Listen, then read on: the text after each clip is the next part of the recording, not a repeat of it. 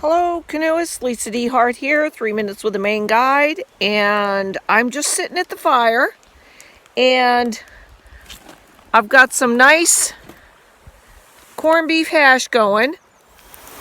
There you can see the trivets, the camper kitchen, the coffee pot, and the wash water. For a small group, and I'm here by myself, that's pretty much all you need.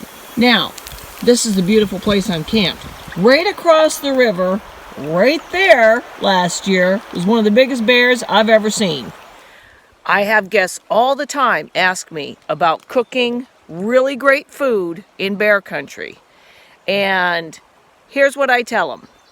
Yes, they can smell the food, but they can also smell the fire. And that's powerful to them.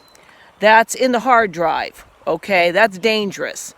And so they're always super cautious. When that bear smelled what I was cooking, it clocked around all the way to the other side of the river, and it did its little woofs like, "I'm a bear, what are you? I'm a bear, what are you?" And as soon as I talked, it was gone.